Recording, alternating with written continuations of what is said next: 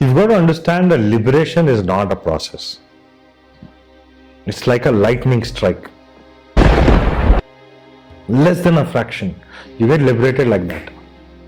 Even before you can click, you're liberated.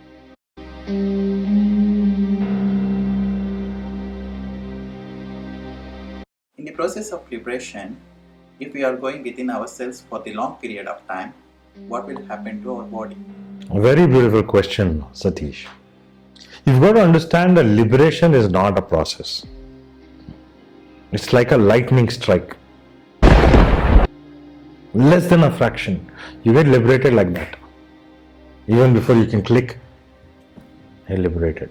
But the process to reach that place, what I call as involution, that requires, depending on your capacity, sometimes it could happen instantly or it could take a long time. But I understand your question. What you're asking is, if we sit in meditation for a long time and we forget to eat and we forget to breathe, what happens to the body? I guess that is how your question is intended to be asked.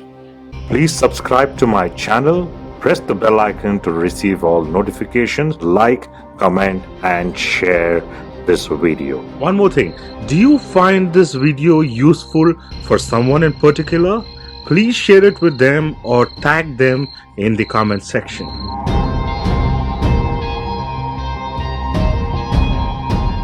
Do you have any specific topics that you want me to speak?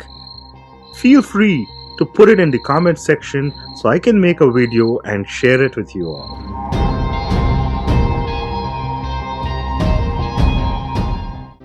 See, first thing you must understand that what you call as the body is also nothing but the gross mind.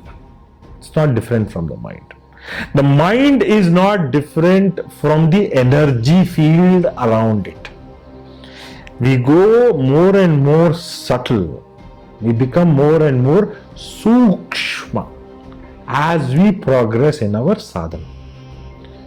The most gross is the body, the sthula sharira, the gross body. The even more subtle mind, even more subtle energy, shield around you or sheath around you, even more subtle is the Vijnanamaya Kosha. Even more subtle is the Anandamaya Kosha or the universal consciousness. These are subtle things, but they are one. You are already that which you are seeking. You are seeking moksha, liberation, enlightenment. You think it is somewhere else. It is already there in you. You are already that. That art thou. Tattvamasi. You are already that. Remember. But you are not aware of it. So the more you become aware that you are that, the more subtle you will go in. What happens to your body? Your body doesn't require external energy. See, we have three types of energy.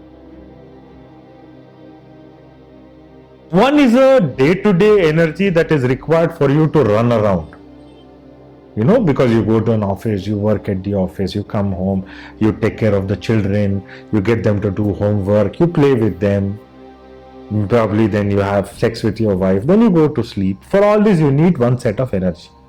This energy is provided by the food that you eat every day. That is why if you don't eat every 6 hours or so, you feel tired. But there is a deeper energy. Let us say your house is on fire. Suddenly you will find this great reserve energy that comes from within you.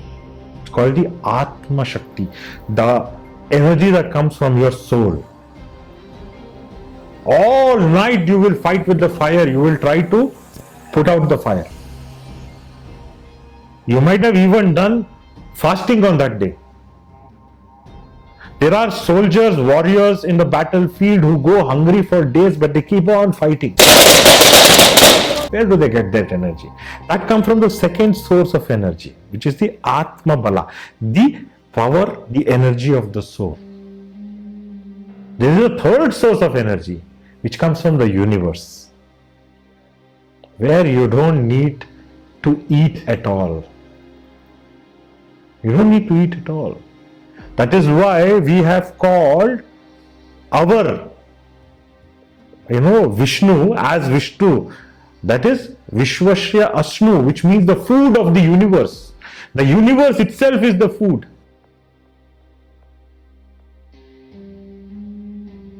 See, when we talk of oneness, you got to understand that the universe is eating itself. You might have heard of the story where the ant says to the bird, "You might eat me now, but once you die, I will eat your body."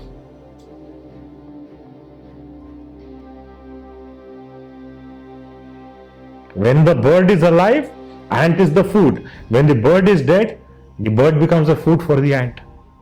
So it is one energy recycling itself. So the deeper you go, the more you will get connected to that universal energy. Don't worry, nothing will happen to your body. It will be preserved. In fact, it will start smelling. I can show you, give you references of so many yogis who have taken Jivanta Samadhi, whose bodies have not decayed, but they also smell like sandalwood or jasmine.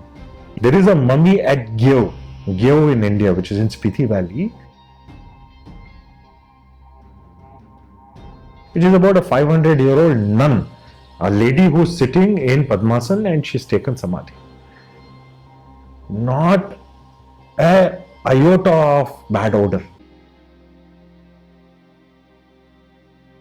All the gurus who have gone into Vrindavana, they are all alive. They are all taken. They are not dead. Don't think just because we put a Vrindavana, we put stone around them, they are dead. They are in deep unity with the universe.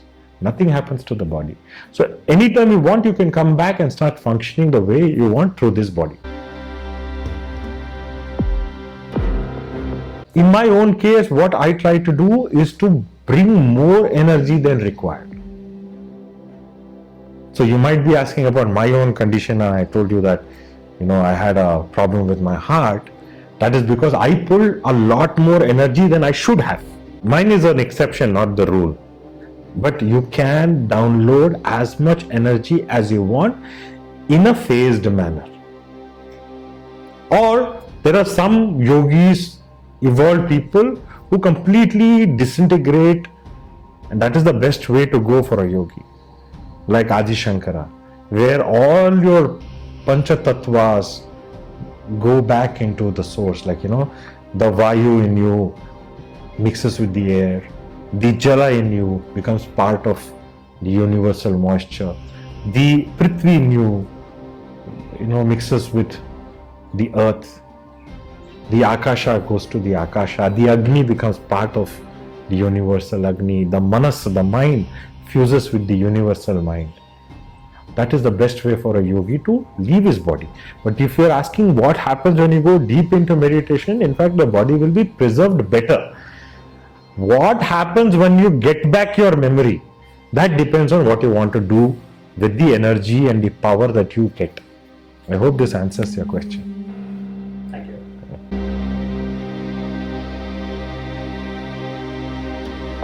Please subscribe to my channel, press the bell icon to receive all notifications, like, comment and share this video. One more thing, do you find this video useful for someone in particular? Please share it with them or tag them in the comment section.